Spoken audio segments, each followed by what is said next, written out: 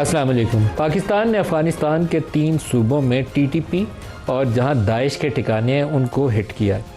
पाकिस्तान में रोज़ाना आप ख़बरें देखें तो दो तीन ऐसे वाक़यात होते हैं जिसमें पाकिस्तानी फ़ौज के जवान, पुलिस के जवान, सिविलियंस उनकी शहादत हो रही है।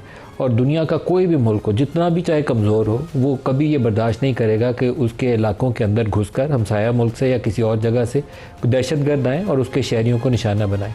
पाकिस्तान को जवाबी कार्रवाई करनी ही करनी है, जब भी करे, आज करे या कल करे। लेकिन अफ़गानिस्तान का मामला काफ़ी टेढ़ा और पेचीदा है। अफ़गानिस्तान पूरा ख़ुद तालिबान के अपने कंट्रोल में भी नहीं है। तालिबान की जो पॉलिसी है वो आम तौर पर ऐसे ही है, गुरिल्ला वारफेयर की। और टीटीपी की मदद से वो पहले अमेरिकी इन्वेजन के ख़िलाफ़ लड़ते रहे, और जब पाकिस्तानी इलाकों के अंदर ऑपरेशन किया गया दहशतगर्द ग्रुपों और इन मुसल्लह जत्थों के ख़िलाफ़, तो वो टीटीपी के लोग बॉर्डर क्रॉस करके दूसरी तरफ जाकर उन्होंने पनाह ले ली। अब अफ़गान हुकूमत उनकी साथी है और हम नवा है इस सारे मामले के अंदर। ज़हनी तौर पर उनका स्कूल ऑफ थॉट एक है, वो उस मामले में उनको रोकने की अमली तौर पर कभी कोशिश भी नहीं करेंगे। पाकिस्तान को क्या हिकमत अमली अपनानी चाहिए कि हम मौसर तरीके से टीटीपी के दहशतगर्दों का भी खात्मा कर सकें और इसी तरीके से अफ़गान हुकूमत को भी कायल कर सकें कि जितना ज़ोर तो अपने इलाकों में लगा सकते हैं लगाएं। अदरवाइज़ दूसरा मैकेनिज़्म होता है जॉइंट सिक्योरिटी मैकेनिज़्म। आप एक बफर जोन क्रिएट करते हैं और बफर जोन के इर्द गिर्द जॉइंट सिक्योरिटी मैकेनिज़्म बनाते हैं, ताकि अगर कोई इलाका या कोई मुल्क ऐसा है जो दहशतगर्द ग्रुपों की कार्रवाइयों को काबू पाने से कासिर है, तो फिर अपने हमसाया मुल्क की मदद ले ले। लेकिन पाकिस्तान के केस में अफ़गानिस्तान ये काम करने पे बिल्कुल आमादा नहीं है, बल्कि वो टीटीपी को सहूलतकारी कर रहा है। जहाँ उसकी पनाह गाहें हैं वहाँ असला भी पहुँचता है, और असला वहाँ छोड़ने के अंदर अमेरिका ने भी पाकिस्तान से बहुत मोहब्बत का इजहार किया है। अफ़गानिस्तान से जल्दी में भागने के चक्कर में वो सारा लाखों की तादाद में असला, बाज़ अंदाजे ऐसे हैं कि 16 लाख के करीब छोटे हथियार, जिसमें मशीन गन्स हैं, ऑटोमेटिक जितनी राइफ़ल्स हैं, लॉन्ग रेंज वेपन्स हैं, वो हीट सिग्नेचर है, वो भी उनके पास डिवाइसेस हैं, नाइट विजन गॉगल्स हैं, और वो सारे वो सेंसर से वो दूर से टारगेट करते हैं पाकिस्तानी चेक पोस्ट को जो अब दहशतगर्द आते हैं और 25-25, 30-30 की टोलियों में आते हैं, हमला करते हैं और भाग जाते हैं। तो एक ऐसा मैकेनिज़्म चाहिए जिसमें मुकम्मल तौर पर इसका खात्मा यकीनी बनाया जाए। होगा क्या वो, इस हवाले से आज के प्रोग्राम में डिस्कस करेंगे। स्टूडियोज़ में हमारे सारिक रशीद साहब मारूफ डिफेंस एनालिस्ट हैं, सेनेटर आबिद शेर अली साहब हैं रहनुमा PMLN से, शफ़ी जान साहब हैं मावने ख़ुसूसी इत्तलात खैबर पख्तूनख्वा, सबको खुश आमदीद कहते हैं। इसके अलावा एजाज़ चौधरी साहब हैं पाकिस्तान के फॉर्मर एम्बेसडर, हमारे साथ हैं, और फॉर्मर सेक्रेटरी फॉरेन अफेयर्स। एजाज़ साहब आपको खुश आमदीद कहता हूँ, आप ही से आगाज़ करूँगा। सर, हमें अफ़गानिस्तान के मामले में कौन सा तरीक़ाकार अपनाना चाहिए कि पाकिस्तानी इलाकों का तहफ़्फ़ुज़ यकीनी बनाया जा सके? देखें, ये तो इसमें अब कोई शक ही नहीं रह गया कि पिछले 4 साल, 4.5 साल से जब से तालिबान ने काबुल में हुकूमत पकड़ी है, वो मुसलसल पाकिस्तानियों का, पाकिस्तान की सिक्योरिटी फोर्सेस का खून बहा रहे हैं। और अब तो मस्जिदों में भी जाते हैं और कहीं भी जगह नहीं छोड़ते हैं। तो ये तो आपने सही कहा आपने इब्तदाइया में कि ये कोई भी कबूल नहीं कर सकता। तो पाकिस्तान का ये तो हक है कि हम वो एक्शन लें जो हमने अभी रिसेंटली लिया, लेकिन उससे कहीं ज़्यादा मेरे ख्याल में ज़रूरत है।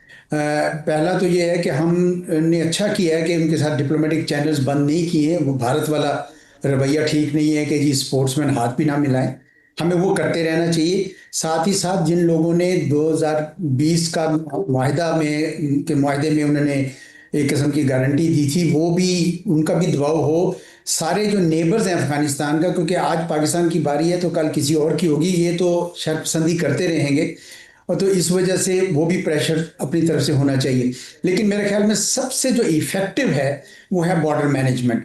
हमने अच्छा किया है, बॉर्डर बंद कर दिया है। बहुत सारे लोग कहते हैं जी क्यों कर दिया, मैं समझता हूँ कि जिस किस्म की एक्सेस उनको हमारी बंदरगाहों पे थी, हमारे अस्पतालों को थी, हमारी यूनिवर्सिटीज़ को थी, वो मेरे ख्याल में कि कहीं और किसी मुल्क ने किसी को नहीं दे रखी। तो ये थोड़ा सा उनको पिंच मिलेगा। मुझे याद है कि ब्रादर साहब, मुल्ला ब्रादर ने कहा कि ठीक है जी हम चाह बाहर जाते हैं, तो मैंने कहा ज़रूर जाएं ये लोग चाह बाहर, क्योंकि फासला भी दुगना है और ईरानियन रेगुलेशंस भी कहीं ज़्यादा सख्त है। यहाँ तो मौज लगी हुई थी कि आप अपना सामान मंगवाएं, कंटेनर का कंटेनर पाकिस्तान में डंप हो जाए, पाकिस्तान की इंडस्ट्री, पाकिस्तान की तजारत सारा का सारा सफ़र भी करे, और ये जो चीज़ चली जाए उधर तो खचरों पे वापस आ जाए। ये अब मजाक बंद होना चाहिए। और साथ ही साथ यहाँ पे भी जितनी उनके सहूलतकारी है उसके लिए भी बड़ा स्ट्रिक्ट एक्शन की ज़रूरत है, जो मेरे ख्याल में आप कर रहे हैं। तो ये हल यही है इसका, वो थोड़ी पिंच उनको महसूस बड़ी जल्द हो जाएगी और आप देखेंगे कि वो खुद कदमों पे चल के और घुटनों के बल चल के आगे आपको कहेंगे, क्योंकि और इनके अलावा गुजारा नहीं है जो पाकिस्तान के हवाले से था। एक बात और ये कहूंगा कि तालिबान को एक बहुत बड़ी गलतफहमी है जिसका इजहार उनके इंटरनल फॉरेन मिनिस्टर ने दिल्ली में बैठकर किया था जब वो इंडिया के भारत के दौरे पर थे। उस वक्त उन्होंने कहा कि हमने तो बरतानिया को भगा दिया, हमने रूस को भगा दिया, हमने अमेरिका को भगा दिया, गोया वो ये कह रहे थे कि पाकिस्तान जो है उसकी क्या मजाल। लेकिन ये बिल्कुल तारीख को मसख कर देते हैं।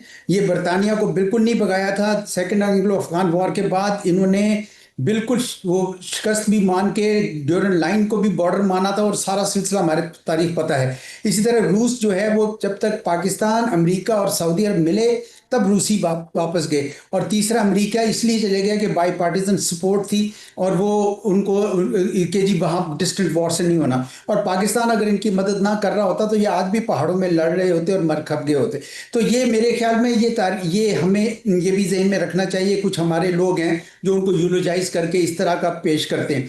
तीसरी बात भी, एक और बात भी लगे हाथों कह दूं, वो ये है कि ये इनकी ये गलत फहमी है कि जिस तरह ये काबुल इन्होंने बंदूक के जोर पर जीता, तो ये जो हमारा अर्स्टवाइल फाटा था उसमें ये टीटीपी की इसी तरह की शरई हुकूमत बना देंगे। ऐसा बिल्कुल नहीं होगा और ना हो सकता है। इसलिए मेरे ख्याल में हमें बहुत इस बारे में क्लैरिटी है। पूरी कौम को अब मुत्तहिद हो जाना चाहिए, क्योंकि इसमें हमारी कौम के अंदर से ही लोग स्लीपर सेल्स उनको मिलते हैं और कुछ लोग बिक जाते हैं। तो हम सारों को इकट्ठे होना चाहिए और शायद वो काम करना चाहिए 2014 में हमने जो किया था सदर अज़ से पहले, कि एक सीरीज ऑफ पॉलिटिकल पार्टीज की कॉन्फ्रेंसेस की थी ताकि नेशनल कंसेंसस लेकर तो फिर इनके साथ उस किस्म का मुकाबला करना चाहिए। नेशनल कंसेंसस बहुत ज़रूरी है इस मामले में। जी सर, एक और सिचुएशन है, ये तो हमारा वो जो बॉर्डर अफगानिस्तान के साथ लगता है उस हवाले से जो दहशतगर्दी पाकिस्तान में आ रही है उसका सवाल है। लेकिन ईरानियन साइड के ऊपर जो सिचुएशन डेवलप हो रही है, अमेरिका जितने अपने असासे इस खत्ते में लिया है, मुझे लगता नहीं है कि वो हमला करे बगैर वापस जाएगा। और इसराइली और इंडिया का जो गठजोड़ है वो भी आप सामने रखिएगा। तो हम बिल्कुल एक इनसर्कल हो जाते हैं, पूरा इस घेरे जाते हैं। एक तरफ से आपको अफगान साइड से दहशतगर्दी और उस स्पिल ओवर बढ़ेगा, कम नहीं होगा। इसके लिए आपको काफ़ी तगोदो करनी है, हिम्मत दिखानी है, साल 2 साल 3 साल लड़ना पड़ेगा, इन इलाकों ठिकानों को तबाह करना पड़ेगा दहशतगर्द। लेकिन साथ जो ईरानियन साइड से प्रेशर आएगा वो, और अगर इंडियन साइड से भी इसका वो यूज़ करते हैं, पाकिस्तानी बॉर्डर्स के ऊपर दबाव बढ़ाते हैं, तो फिर हम क्या करेंगे? स्ट्रेटजी क्या होनी चाहिए? जी, आपकी बात सही है, क्योंकि डोनाल्ड ट्रंप साहब अब एक कोने में फंस गए हैं। एक तरफ तो सुप्रीम कोर्ट थी, उन्होंने टैरिफ्स का उनका ख़त्म करके सुर्खी उनकी हुई है।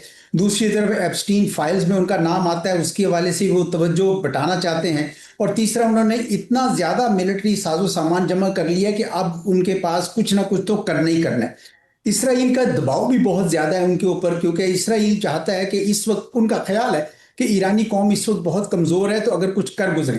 अब अगर ये कोई अटैक करते हैं, किसी किस्म की स्ट्राइक करते हैं, तो ये डिपेंड करता है कि ईरान के पास क्या मिसाइल की कुव्वत है या नहीं है।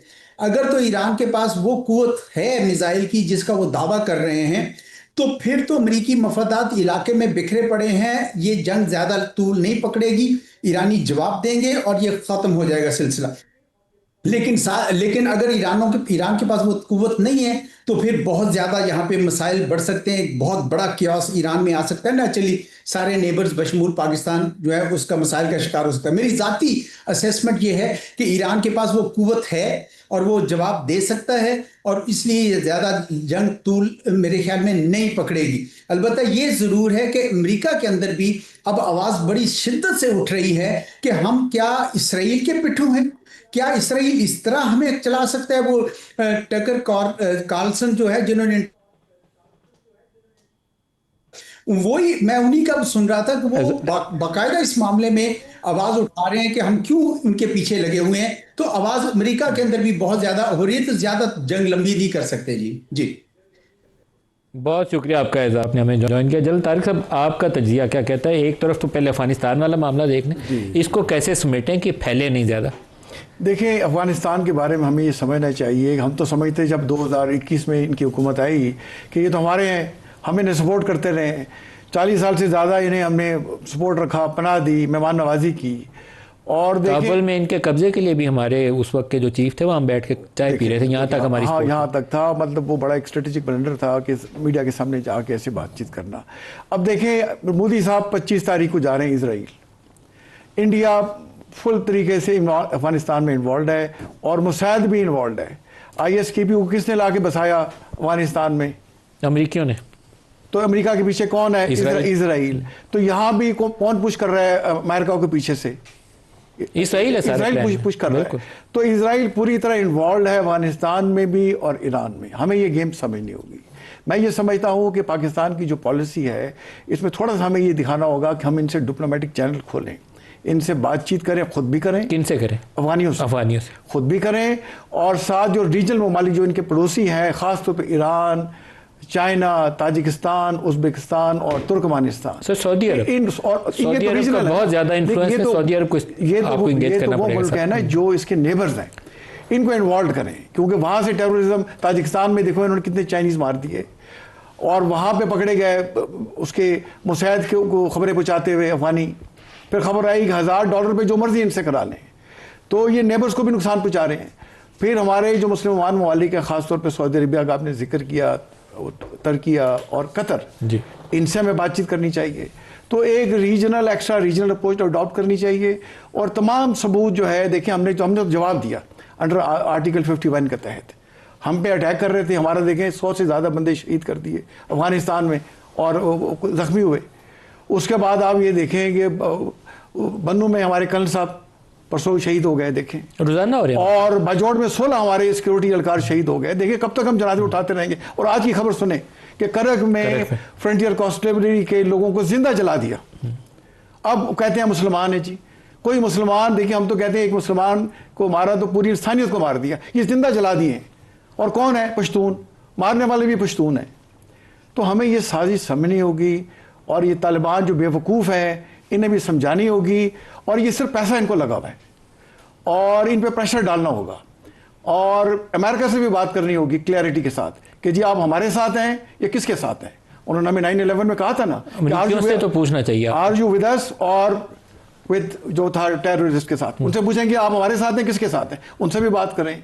तो एक मल्टी प्रॉन्ग अप्रोच हमने अडॉप्ट करनी होगी, और साथ जहां जहां स्ट्राइक कर सकते हैं। देखिए पाकिस्तान को दुनिया की कोई ताकत अंडरमाइन नहीं कर सकती। हम न्यूक्लियर ताकत हैं, हमें चाहे अमेरिका हो चाहे दुनिया की कोई ताकत हो, वो हमारा बाल भीगा नहीं कर सकती अगर हम चाहें। तो हमें ये रिजॉल्व दिखाना चाहिए, इनसे बात करें पोजीशन ऑफ स्ट्रेंथ के साथ, और अगर स्ट्राइक करते हैं तो उनका मलिया मेट करें। और लेकिन जो अंदर वाला काम करने वाला है ना, देखें नदीम भाई कि आज जो ये मारे गए, जिन्होंने जलाया, ये बाहर से तो मतलब आ चुके हैं, अंदर बैठे हुए हैं। हम इन्हें क्यों नहीं सफाया कर रहे? तो अंदर जो काली भेड़े आ चुकी हैं जो इनको सिंपथाइज कर रहे हैं, हमें इनका सफाया करना होगा। आबिद साहब, इसके ऊपर सियासी लोगों को आई थिंक ज़्यादा बात करनी चाहिए। घर के अंदर की सफाई के लिए पॉलिटिकल कंसेंसस चाहिए। यहाँ दो राय नहीं हो सकती। हमारा कौम का एक सिपाही, एक फौजी, वो मेजर हो, कर्नल हो या एक सिपाही हो, सबकी ज़िंदगी हमारे लिए कीमती है ना। हमारे बेटे हैं इस कौम के, पाकिस्तानी अवाम को रिप्रेजेंट करता है वो, हमारे बेटे हैं जी। मेरा बेटा, आपका बेटा। मलिक साहब, इस पर पार्लियामान की जॉइंट सिटिंग होनी चाहिए, और जॉइंट सिटिंग के अंदर एक कंसेंसस के साथ रेजोल्यूशन आना चाहिए। बिल्कुल आना चाहिए। और अपनी आर्म फोर्सेस को एम्पावर्ड करना चाहिए, उनको ताकत देनी चाहिए, उनको दुआम बख्शना चाहिए कि पूरी कौम सीसा पिलाई हुई दीवार की तरह आपके साथ खड़ी है। अपार्ट फ्रॉम जितने भी आपके पॉलिटिकल डिफरेंसेस हैं, पाकिस्तान से बड़ा कोई चीज़ नहीं है। पाकिस्तान तो सबके लिए साझा है ना, साझा है। तो उसके लिए हर चीज़ को साइडलाइन करके मैं समझता हूँ कि यही वक्त है अपनी आर्म फोर्सेस के साथ, अपने शोहदा के साथ, अपने जो सिविलियन शहीद हुए उनके साथ, आर्म फोर्सेस के साथ, हमें इज़हार यकजहती के लिए पूरी कौम को एक पार्लियामान के ज़रिए मैसेज पूरी दुनिया को भेजना चाहिए कि पाकिस्तान की सॉवरेनिटी पर अटैक किया तो हम एक पेज पे हैं, और इंशाल्लाह हम उसका फिर बदला भी लेंगे। और हमें कोई देखें, इंडिया को मारा ही है ना। इंडिया से बड़ी कोई चीज़ें तो नहीं है इस रीजन में, वो सुपर पावर बनती थी, मारा ना। तो ये नदीम मलिक साहब, एक मरतबा मैं समझता हूँ कि हुकूमत को एक पार्लियामान की जॉइंट सिटिंग अभी विद इन वीक कॉल करनी चाहिए, सेनेट चल रहा है, साथ नेशनल असेंबली भी कॉल करके, और लेकिन उस जॉइंट सेशन के अंदर आपको जो नेशनल इलेक्शन प्लान का फेज 2 है उसकी इम्प्लीमेंटेशन की भी मंजूरी देनी चाहिए। उसमें मलिक साहब, उसमें फिर अगेन सूबों की रिस्पॉन्सिबिलिटी आ जाती है। जो जॉइंट सेशन जब मंजूरी देगा तो सारे सूबे मानेंगे, सूबे मानने भी चाहिए, और सूबों को पाकिस्तान के लिए अपना किरदार अदा करना चाहिए, नेशनल एक्शन प्लान पे मनोवन अमल दरामद करना चाहिए। ताकि देखें, जब आपने एक फेज क्रॉस करना, दूसरा तीसरा टीयर क्रॉस करके आना ना जी, हमारी वहाँ पे चेक पोस्ट हैं, वो इतने एमिनेशन जैसे आप बता रहे हैं, मेरा ख्याल उसकी कीमत भी 1.4 बिलियन डॉलर के करीब, मे बी इससे भी ज़्यादा, इससे बहुत ज़्यादा है। तो 16 लाख हथियार हैं जो अमेरिकी छोड़ के गए हुए हैं। यहाँ 16 लाख यहाँ पे छुपा के तो लाते नहीं है। जाहिर है कि जो जन साहब ने भी बात की बॉर्डर मैनेजमेंट की, उसके अलावा हमें पता है कि हमें फाइनेंशियली मुश्किलात आ रही हैं पाकिस्तान को, लेकिन पाकिस्तान की सालमियत से बड़ी कोई चीज़ नहीं। मलिक साहब, इस पर कंसेंसस होना चाहिए। आप या उस तरफ हो जाएं जब पाकिस्तान की तरफ से ये फैसला करें, ये फैसला को शफी जान साहब, ये जॉइंट सेशन वाली तजवीज़ अच्छी है, क्योंकि जिस चीज़ में पार्लिमानी अप्रूवल आ जाए ना, सारी पार्टियां बैठ के मंजूरी दें, उसके लिए पूरी फिर नेशनल लेवल पे आपको सपोर्ट मिलती है। आपका क्या नुक्ता? बिल्कुल, एक सेशन होना चाहिए, तमाम पार्टीज़ को ऑन बोर्ड लेना चाहिए। जहाँ तक अफगानिस्तान का इशू है, as a provisional government representative मेरा ज़ाती ख्याल भी ये है कि दो मुस्लिम ममालिक के दरमियान जंगी नहीं होनी चाहिए। सारी चीज़ें टेबल टॉक पे ही हल होनी है, और हमने बारहा एक नेशनल जिरगे का बारहा हमने डिमांड किया है, जिसमें KP के स्टेक होल्डर हो, जिसमें कबायली अमायदीन हो, इनसे बात करनी चाहिए। किसी अच्छे रास्ते से ये चीज़ हल हो सकती है। जहाँ तक आबिद साहब ने बात की कि एक मीटिंग कॉल करनी चाहिए या सेशन कॉल करनी चाहिए, बिल्कुल कॉल करनी चाहिए। सूबों को अपनी ज़िम्मेदारी पहचाननी चाहिए, सूबों की बात भी सुननी चाहिए, सूबों को जो दरपेश मसाइल है उस पर बात होनी चाहिए, सूबे के जो स्टेक होल्डर है उसको लूप में लेना चाहिए। और पिछले चंद रोज़ में जो फौज के और पुलिस के जवान शहीद हुए, साथ सिविलियन की जो शहादतें हुई, कर्नल गुलफराज थे शायद जिनका भी जिक्र कर रहे हैं परसों, बिल्कुल जवान आदमी है, देख के तो एक दफ़ा बंदे के दिल को हाथ पड़ता है ना। अपने आपके, मेरे और आपके भाई बेटे उस उम्र के हैं जिस उम्र के वो लोग जो अपनी जान दे रहे हैं पाकिस्तान के लिए, इसमें तो आपका जवाब क्या होगा? मतलब मैं तो हूँ, तो मैं तो पहले चाहूँगा कि जिसने ये काम किया उसको पहले खात्मा उसका यकीनी बनाया जाए। बिल्कुल सही कह रहे हैं। जो पाकिस्तान के सरजमीन पे दहशतगर्दी का सबब बन रहा है उसका खात्मा ज़रूरी है। देखिए, हमें इस पे एतराज़ नहीं, इस पे डिवीजन नहीं है ना, कोई इख्तिलाफ राय नहीं है, कोई डिवीजन नेशनल लेवल पे इस पे कंसेंसस डेवलप होना चाहिए, एक आवाज़ आनी चाहिए कि जो हमारे बच्चों को शहीद कर, लेकिन तमाम स्टेक होल्डर्स को लूप में लेके, और अज़ाइम सियासी नहीं होनी चाहिए, दहशतगर्दी खत्म करना नहीं, इसमें अज़ाइम होने चाहिए। सियासत तो है ही नहीं है ना, नहीं हो जाती है। असूल तो इसमें यह है कि जो दहशतगर्द ग्रुप पाकिस्तान में हमलावर होता है वो जहाँ पे भी है बैठा हुआ, उसका खात्मा यकीनी। नहीं नदीम साहब, आपने देख लिया ना कि तिरा ऑपरेशन में जो हमारे साथ हुआ, कैसे फेडरल गवर्नमेंट ने यू टर्न लिया, किस तरीके से चीज़ों को पोलिटिसाइज किया गया। फिर डिस्प्लेसमेंट पे बात बनी, 5 दिन के बाद वफाकी वज़रा बैठ के कहते हैं कि जी हमने तो डिस्प्लेसमेंट नहीं की। ये तो शुक्र अदा करे कि सूबाई हुकूमत तैयार थी, फैसिलिटेशन हुई, कोई मिसहैप वहाँ पे नहीं हुआ। देखिए, बात वही आ जाती है, अगर आपके दहशतगर्दी के पीछे अज़ाइम सियासी हैं। आपने कोर कमांडर्स के साथ बैठ के चीफ मिनिस्टर ने मीटिंग की, एपेक्स मीटिंग बुलाई थी, और एपेक्स कमेटी ने मंजूरी दी सारी चीज़ों की। देखिए, एपेक्स कमेटी में सारी चीज़ें, कोई मंजूरी तो वहाँ पे नहीं हुई, लेकिन सारी चीज़ों की डिस्कशन बड़ी कुल की हुई। जो हमारा स्टांस बाहर है वही स्टांस वहाँ पे रखा गया। इत्तेफाक राय हुआ उस पर? नहीं, उस पर तो मजीद अभी दौर होने हैं, मजीद मीटिंग्स होनी है, चीज़ों को वहाँ से भी कुल की चीज़ें आई, हमारी तरफ से भी कुल की बात हुई। हमारा जो स्टांस है मिलिट्री ऑपरेशन के बारे में हमने वही रखा, बंद कमरों के फैसले हम मुसलत नहीं होने देंगे। वफाकी वज़रा की रवैयों पे बात हुई, कुछ कहना चाहते हैं? फेडरल गवर्नमेंट की रवैये पे बात हुई, क्योंकि सूबा हमारा है, लोग हमारे हैं, हुकूमत हमारी है, मैंडेट हमारा है, पाकिस्तान का नहीं, मतलब गवर्नमेंट तो हमारी है ना। आप कुछ कहना चाहते हैं? सब बात ये है कि हम पाकिस्तान की बात कर रहे हैं, ये सूबाइयत से बाहर नहीं निकल। जब दहशतगर्द हमला करता है वो नहीं देखता कि वो PTI का है, PMLN का है, किसी भी पार्टी का है, मिलिट्री का है। हमें सियासत को इस वक्त एक साइड लाइन पे करना चाहिए। हमें पाकिस्तान की, अगर पाकिस्तान है तो सियासत है ना जी, सारा कुछ है। अगर हम अपनी आर्म फोर्सेस को अपनी सियासत की नज़र कर देंगे, कमज़ोरी की तरफ ले जाएंगे। टीरा ऑपरेशन पर शफी जान साहब से एक मेरा यहाँ पर डिबेट रख लें अगले प्रोग्राम में, ये इस पीरियड में मेरा नहीं ख्याल कि ये मुझे जवाब दे सकेंगे। मैं भी फैक्ट्स एंड फिगर्स के मुझे पता है कि कितने फंड्स गए हैं, फिर ये बात दूसरी तरफ चले जाएगी। हम फोकस कर रहे हैं इस वक्त अपनी जो जवान जो शहादतें दे रहे हैं, आए दिन हर जगह उनके ऊपर हमले हो रहे हैं। माओं को मैं रोता देख रहा हूँ, अपने जवान बेटे की तदफीन करा रही हैं, लेकिन वो पाकिस्तान जिंदाबाद कह रही हैं, शहीद जिंदाबाद कह रही हैं। तो ये शफी साहब हमें सोचना होगा कि वो माओ जो हमारे उनके बच्चे जो पाकिस्तान के लिए कुर्बानी दे रहे हैं, आप हमसे लड़ रहे हैं, यहाँ पर आप हमसे डिमांडें कर रहे हैं, आप यहाँ पर नेशनल कंसेंसस की बात करें, नेशनल कंसेंसस के बाद बिल्ड करके आप अपनी फौज को स्ट्रेंथन करें, आप दहशत गर्दों को एलिमिनेट करें, जो आपके अजुमे चीजें हैं, आपको जो वसाइल चाहिए बताएं, हम आपको पूरे कर। एक लाइन कह लें बस। देखिए, पाकिस्तान से बढ़ के कोई चीज़ नहीं है। पाकिस्तान है तो तहरीक इंसाफ है, पाकिस्तान है तो आबिद शेर अली साहब है और मैं हूँ। बात यहाँ पे आ जाती है कि जो इनका रवैया है उस पे बात हो रही। जो फंड्स की बात की, आज तक आप देख लें जो वहाँ पे आईडीपीज़ बने, जो ऑपरेशन हुए, उसके लिए इन्होंने 1 रुपया नहीं दिया। वहाँ पे महरूमियत रह जाती है।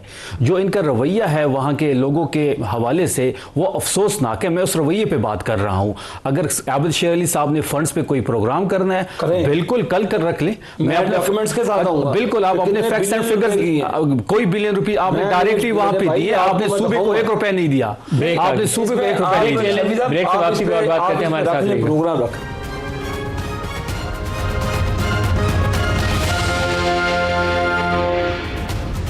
Welcome back. जनरल तारिक साहब, जो अभी आबिद साहब की एक तजवीज़ है कि जॉइंट सेशन ऑफ पार्लियामेंट इस पर डिबेट करे और एक रोड मैप के ऊपर मोहर लगाए और फिर उठे, बहुत मुनासिब तरीका है। और माजी में मिसालें मौजूद हैं, आर्मी चीफ भी जाएँ, DGISI जाएँ, DGMO जाएँ, ब्रीफ करें और एक नेशनल कंसेंसस बना के वहाँ से उठें। बिल्कुल, देखिए नेशनल एक्शन प्लान तो बना हुआ है पहले से, उसकी मंजूरी लें उस पार्लियामेंट से, दोबारा रीइंडोर्स करें। अब रीइंफोर्स कर सकते हैं, मिल के बैठना चाहिए। अब देखिए सूबे जो हैं, देखिए जैसे मैंने आपको अफगानिस्तान की मिसाल दी कि जो वहाँ जो हो रहा है तो हम कुछ करेंगे, बट जो अंदर हम अपने विद इन पाकिस्तान वो तो हमें करना चाहिए। इस तरीके से KPK को जो है खुद अपने सूबे में कर सके वो तो करना चाहिए। जैसे करक में जिंदा जला दी गए पश्तून, और वहाँ ड्रोन अटैक्स हो रहे हैं, ये देखें, क्वाडकॉप्टर से मारा है, क्वाडकॉप्टर्स के नीचे बम लगाते हैं, ऊपर लाके मार देते हैं। सबसे ज्यादा फिक्र किसको होना चाहिए? सबसे ज्यादा फिक्र KPK की गवर्नमेंट। आज करक वाला अटैक भी हुई है, करक वाले अटैक की मैं बात कर रहा हूँ। और वैसे सूबों की हालत देखें कि 90% जो है वो फाइनेंशियल सपोर्ट अगर मिलती है वफाक से तो बजट बनाते हैं, फिर भी इतराज़ करते हैं। तो ये इतराज़ करने का वक्त नहीं है, ये एक दूसरे को गले लगाने का वक्त है, एक दूसरे से मिलजुलने का वक्त है। हमने गिले शिकवे नहीं करना। सर आपको ये नहीं लगता कि मैं जरा बात पूरी करूँ। अफगानिस्तान से भी तबाही आ रही है, ईरान वाला अगर मसला बिगड़ा तो अफगानिस्तान वाली साइड से भी स्पिल ओवर होगा, तो इंडिया वाली साइड तो हमारी पहले ही खराब है, तो हम पूरा एक घेरे जा रहे हैं। नेबर तो देखिए हम चेंज नहीं कर सकते, नेबर तो चेंज नहीं कर सकते। तो जो हमारे हमसाया ममालिक हैं उनसे हमें स्ट्रेंथ मिलनी चाहिए, हमें उनसे बात करनी चाहिए, चाहे डायरेक्ट करें, अब जैसे मैंने अफगानिस्तान से कहा डायरेक्ट भी करें, इनडायरेक्टली भी करें और प्रेशर डालें और बात करें पोजीशन ऑफ स्ट्रेंथ से कि अगर नहीं करेंगे तो ये देखो पाकिस्तान अफगानिस्तान की लाइफ लाइन है। आप 2640 किलोमीटर का बॉर्डर किसी हमसाया मुल्क के साथ नहीं है। 45 से 50% आबादी पश्तून है, सारी पाकिस्तान के बॉर्डर के साथ रहती है। अब अंदर से उठ रहे हैं, वो इस हुकूमत को अंडरमाइन कर रहे हैं और औरतें देखें पाकिस्तान के हक में बयान दे रही हैं कि अच्छा इनको मारें और ये हमें भी दबा रहे हैं। और नेशनल रेजिस्टेंट फ्रंट ने देखें इनके कोई 7, 8 के 10 बंदे तालिबान के अटैक करके काबुल में मार दिए। बदख्शां सूबा इनके हाथों से निकलता जा रहा है। तो ये इनको समझ नहीं है कि बैरूनी आका के हक में खेल रहे हैं। इनका वक्त आ चुका है कि कुछ अरसे में ये इनका बोरिया बिस्तर लपेट दिया जाएगा और जो दोबारा उनके साथ शूट करेगा वो इनको ले आएंगे। तो लेकिन जो अंदर हमारे करने वाली बात है मलिक साहब, जो मैं कहना चाहता हूँ, KPK की हुकूमत को, फेडरल हुकूमत को, बलूचिस्तान की हुकूमत को बैठ के पाकिस्तान की इंटरेस्ट सामने रखनी चाहिए। हम पाकिस्तान हैं, हम एक हैं।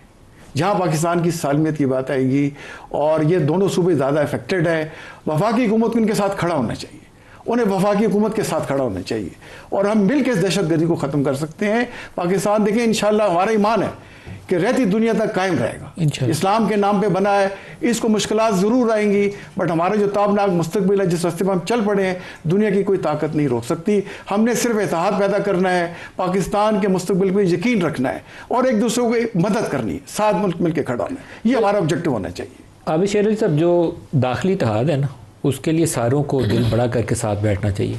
अगर उनका सूबे के कुछ तहफ़्फ़ुज़ात हैं कि उनसे कोऑर्डिनेशन नहीं की गई, उनका ये तो इशू नहीं होगा कि पाकिस्तान के मफाद के ख़िलाफ़ वो काम करने से रोकते हैं। कोऑर्डिनेशन का इशू है, बैठें कोऑर्डिनेशन कर लें। वे फॉरवर्ड का इशू है, डिस्कस करें, स्टेप्स तय कर लें। यहाँ पे आपकी तजवीज़ बड़ी कारगर है कि आप पार्लियामेंट के जॉइंट सेशन में बैठ के डिबेट करें। वहाँ नेशनल इलेक्शन प्रोग्राम जो है ना, उसका भी आपका जो मौजूदा फेज़ है उसको री करने के लिए आप मंजूरी लें वहाँ से कि ये काम करना है। सूबा भी बैठे, मरकज़ भी बैठे, फ़ौज भी बैठे, और फिर आप इन सारे लोगों को सफाया कर दें। बिल्कुल मौलाना साहब, इसमें कोई दो राह नहीं है कि हुकूमत को ये भी जॉइंट सिटिंग बुलाकर एक रेजोल्यूशन पास करके जो एंडोर्समेंट है नेशनल इलेक्शन प्लान की, फिर इसके ऊपर अकाउंटेबिलिटी भी होनी चाहिए, चेक एंड बैलेंस भी होनी चाहिए। जो रिसोर्सेज रिक्वायर्ड हैं किसी भी प्रोविंशियल गवर्नमेंट को टेररिज्म के पर्पज़ के लिए, वो पूरी फेडरल गवर्नमेंट को पूरी सपोर्ट करनी चाहिए और कंसेंसस के साथ एक हमें आगे बढ़ना चाहिए। पाकिस्तान की सॉवरेनिटी के लिए, पाकिस्तान में इत्तेहाद के लिए, एक पाकिस्तान के रोशन मुस्तकबिल। देखें, पॉलिटिकल डिफरेंसेस होते रहते हैं, घर में भी होते हैं, बाहर भी ये होते रहेंगे, लड़ते रहेंगे आपस में। अभी ये लड़ने का वक्त नहीं है, अभी दुश्मनों से लड़ने का वक्त है। दुश्मन हमारे पर तलवारें लिए पूरी चारों तरफ से निकले हुए हैं कि पाकिस्तान को डिवाइड किया जाए। जो पाकिस्तान का वो मैप पकड़े गए थे माजी में, वो उसी रोड मैप के ऊपर चले जा रहे हैं, और इसमें हमें उनको फैसिलिटेट नहीं करना चाहिए। हमें अपनी सफ़ों में इत्तेहाद पैदा करने चाहिए। पार्लियामान की जॉइंट रेजोल्यूशन के ज़रिए जो जो सूबों के इस बारे में तहफ़्फ़ुज़ात हैं, उसमें तमाम सिक्योरिटी फोर्सेस के अदारों के हेड्स वहाँ पे बैठने चाहिए, और एक पूरी हमें यूनाइटेड होकर उस हॉल से 3 दिन बहस हो जाए, 4 दिन हो जाए, यकसुई के साथ और सूबों के तहफ़्फ़ुज़ात इसमें दूर करने चाहिए, और एक कमरे से पूरे पाकिस्तान की एक आवाज़ निकलनी चाहिए, पाकिस्तान जिंदाबाद। बिल्कुल, हम एक हैं, हम पाकिस्तान, सब पाकिस्तानी। अजय, अफगानिस्तान के इशू को तो आप डिस्कस कर रहे हैं, लेकिन आप मेरे ख्याल में बलूचिस्तान वाला जो ख़तरा है उसको थोड़ा सा उतना वजन नहीं दे रहे शफी जान। अगर ईरान के अंदर अमेरिका कार्रवाई करता है, तो अगर आपको इसराइली प्लान और वो जो एक्सट्रीमिस्ट उनका वो वाइट सुप्रेमसिस्ट वाला ग्रुप है उसके अज़ाइम का पता हो, तो वो ईरान को डिवाइड करने के उनके अज़ाइम है, तो उसके बाद वो बलूचिस्तान आपका सेटल होने देंगे नहीं। तो आपको इनको बड़े खुले दिल के साथ बैठना चाहिए। आपस में आप करें, नून लीग को और पीटीआई जो मर्जी कहती करे, लेकिन जहाँ पाकिस्तान आ जाता है वहाँ सारे जम के यूँ खड़े हो जाए। नदीर साहब, मैंने पहले भी ये बात कही थी कि ये बात ईरान तक नहीं रुकेगी। अगर ये लोग ईरान को कर लें तो इसके बाद अगला नंबर फिर बलूचिस्तान का होगा। ये बात इस बॉर्डर पे नहीं रुकेगी। ये जो ख़तरा है ये हमारे लिए, हमारी तरफ ही देख रहा है। देखिए, हमने तो बारहा, आपको याद होगा कि हमने अभी अपने सूबाई असम्बली के एक छत के नीचे तमाम लोगों को जमा करके इसी इशू पे अमन जिरगा मुनक्किद करवाया। तमाम पॉलिटिकल फोर्सेस को बुलाया गया, तमाम सिविल सोसाइटी को बुलाया गया। आबिद शेर अली की जो पार्टी है, उसका जो पोजीशन लीडर है, इनके पार्टी का है हमारे हाउस में, उसके साइन मौजूद है। पाकिस्तान पीपल्स पार्टी के उस पर साइन मौजूद है, वकला के, सिविल सोसाइटी के, तमाम सियासी जमातों के साइन उस पर मौजूद है। और एक हम ड्राफ्ट के साथ ही वहाँ से उठे थे, 13 नुकाती ड्राफ्ट था, उसमें तमाम तरह चीज़ें बड़ी, उस पर 2-3 दिन हमने बहस मुबाहिसा करके, आरा लेके, मशवरे करके एक फाइनल डॉक्यूमेंट पर हम पहुँचे। अब उस फाइनल डॉक्यूमेंट का फेज़ 2 हो रहा है, अब TUR सेट हो रही है। देखिए, हमारी सूबे की डायनामिक स्टोरी चेंज है, उस डायनामिक्स के मुताबिक ही भी फैसले होने चाहिए, और सूबे को इत्तेमाद में लिए बगैर कोई एक्टिविटी नहीं होनी चाहिए। देखिए, इन्होंने मुज़ाकरात किए, दोहा में हुए, इस्तांबुल में हुए, खैबर पख्तूनख्वा की कोई नुमाइंदगी वहाँ पे नहीं थी। बिल्कुल होनी चाहिए थी, सिर्फ लूप में लेना था। आप किसी नुमाइंदे को बुला लेते, वो उसमें शरीक होता, क्योंकि हम बेहतर तौर पे वहाँ के डायनामिक्स जानते हैं। शायद हमारे मशवरे ज़्यादा अच्छे हों। वहाँ जो हमारे कबायली अमीदीन हैं वो इलाकों को बेहतर तरीके से जानते हैं। सारी उम्र उनकी जुर्गों में गुजर गई है। तो डायलॉग के वक्त आई थिंक पीटीआई की गवर्नमेंट थी मरकज़ में, नहीं, अभी जो उन्होंने किया, जो पहले डायलॉग नहीं उसमें तो थी, अभी उन्होंने हुकूमत की अभी उन्होंने जो इस्तांबुल में किया, फिर इस्लामाबाद में एक दौर हुआ है। पहले वाला दोहा जो अकॉर्ड था उसकी वॉयलेशन अफगान तालिबान का, इस्लामाबाद में एक दौर हुआ है। अगर उसमें खैबर पख्तूनख्वा को ये नुमाइंदगी दे देते तो कौन सी वो बड़ी बात तो नहीं थी। वो भी बैठ जाते, हम भी बैठ जाते, हम अपनी डायनामिक्स के मुताबिक कुछ मशवरे देते, शायद वो बेहतर होते, क्योंकि हम इलाका ज़्यादा बेहतर जानते हैं, इलाका हमारा है, हमारी वहाँ हुकूमत है, हम बेहतर तरीके से वहाँ पे कुछ इनको ऑप्शन भी दे सकते थे। लेकिन जब तक इस किस्म की पॉलिसी आएगी कि बाईपास करके और कुछ चीज़ों को इम्प्लीमेंट करने की कोशिश वहाँ पे की जाएगी, वो सूदमंद नहीं होगी। सबको इकट्ठे बैठना चाहिए, सबको इकट्ठे बैठ के ही ब्रीफिंग देनी चाहिए। इकट्ठे जब कमरे से बाहर निकले तो एक डॉक्यूमेंट के साथ निकलना चाहिए जिसके सब उस ब्रीफिंग में शामिल होंगे। बिल्कुल होंगे। ये अच्छी बात। जनरल तारिक साहब, जो आपने बलूचिस्तान में भी काफ़ी अर्सा गुजारा, तो बलूचिस्तान के हवाले से जो मेरे खदशात हैं बहुत ज़्यादा, मुझे लगता है ईरान पे अगर हमला हुआ तो वो बलूचिस्तान को अनसेटल करने की पूरी कोशिश करेंगे। We should be ready for that. बिल्कुल आप सही कह रहे थे कि बलूचिस्तान जो है आधा पाकिस्तान है। 44% जब आप कहते हैं 44% of our area, we have to be very आप केयरफुल। समझिए 44-50% 6% का ही फर्क है, तो ऑलमोस्ट आधा पाकिस्तान उधर है। और सबसे ज़्यादा मादनियात से भरा हुआ तेल, गैस, रेको देखो ही लेने, सोना, तांबा और रेयर अर्थ मेटल, उसमें तेल भी है, गैस भी है, रेयर अर्थ भी है, कॉपर माइंस तो दुनिया की one of the anti money largest की है। बात अब हो रही है, उसकी यूरेनियम की बात हो रही है, कोबाल्ट की बात हो रही है। तो अगर हम बलूचिस्तान ही सीधा कर लें तो पाकिस्तान की सारे कर्जे भी वापस हो सकते हैं और इकॉनमी भी स्टेबल हो सकती है। बॉर्डर सिक्योर करने पड़ेंगे और इंटरनल यूनिटी भी इंश्योर करनी पड़ेगी। देखिए, जैसे आपने बात कर रहे हैं, बड़ी अच्छी बात हो रही है कि पाकिस्तान के मफाद को सामने रख के फैसले करें और जो पाकिस्तान के मफाद को नुकसान अगर पहुँचाता है उसकी अकाउंटेबिलिटी करें। हम चाइना से सीखें कि जो बीच में ऐसे लोग हैं जिनकी बाहर नेशनैलिटीज़ हैं, बच्चे बाहर हैं, स्पाउसेस बाहर हैं, उन सब पे वो चेक रख रहे हैं और उनको गोल्डन शेक हैंड दे रहे हैं। तो पाकिस्तान के इंटरेस्ट सामने रखें, उसके मुताबिक फैसला करें। देखिए, पाकिस्तान की फौज सर, जिन्होंने यहाँ रह के बाहर जायदाद खरीदी है, पहले तो एक उनकी लिस्ट पब्लिश करें, एक लिस्ट पब्लिश करें, करनी चाहिए Across the board list, across the board, कोई एग्जम्पशन नहीं। देखें, आप पाकिस्तान के, हमने यही रहना है, हमने इतनी कुर्बानी देखी, हमारे आवाज़ ने हासिल किया। फील्ड मार्शल साहब ने पैगाम नहीं दिया कि हमने अपनी आज़ादी का जो पैगाम है, जद्दोजहद है, अपने आगे वाली नस्लों को पहुँचानी है। सर, फिर एक आज तैयार कर लें, कोई इसमें एग्जम्पशन नहीं होगी अक्रॉस दी बोर्ड। जिन लोगों ने यहाँ से पाकिस्तान को लूटा और पाकिस्तान से बाहर जायदादें बनाई, उनकी एक फहरिस्तें छापें दें, उनसे सवाल पूछें और उनकी अकाउंटेबिलिटी करें। खानदानों की ड्यूअल नेशनलिटीज है जी। अब देखिए, पाकिस्तान को देखिए, पाकिस्तान कमज़ोर हो रहा है, या कमज़ोर तो नहीं कहूँगा, फाइनेंशियली देखिए वीक हो रहा है, लोग अमीर हो रहे हैं। भाई कैसे अमीर हो रहे हैं? लोग अमीर नहीं हो रहे, रिपोर्ट है सर, लोग अमीर नहीं हो रहे, 2% लोग अमीर हो रहे हैं। जो मोस्ट रिसेंट रिपोर्ट ये बताती है कि अमीर अमीर तर हो रहा है और गरीब गरीब तर हो रहा है। ये जो इनकम इनइक्वालिटी है, ये अमीर अमीर तर क्यों हो रहा है? लास्ट 1 मिनट रह गया, मैं ऐड करना चाहता हूँ ना, तो जो ये फर्क है ना हमारा, कि एक आम मजदूर और एक टॉप, बड़ा ज्यादा फर्क, बहुत ज्यादा। आबे सर, और वेस्ट में ये फर्क कम है। आबे सर, मौलवी साहब, इस पे नेशनल पॉलिसी होनी चाहिए।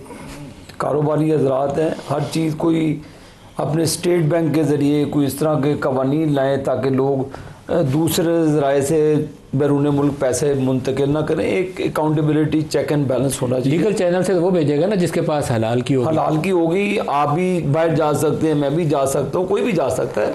हमें पॉलिसीज़ को वज़ा करना चाहिए ताकि हम अपने बिजनेसमैन को फैसिलिटेट करें।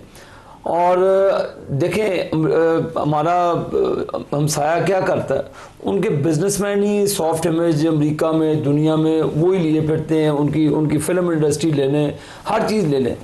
तो हमें इन झंझटों से निकलना चाहिए और अपने निज़ाम को मलिक साहब ठीक हो करेंगे तो अकाउंटेबिलिटी क्रॉस द बोर्ड होगी।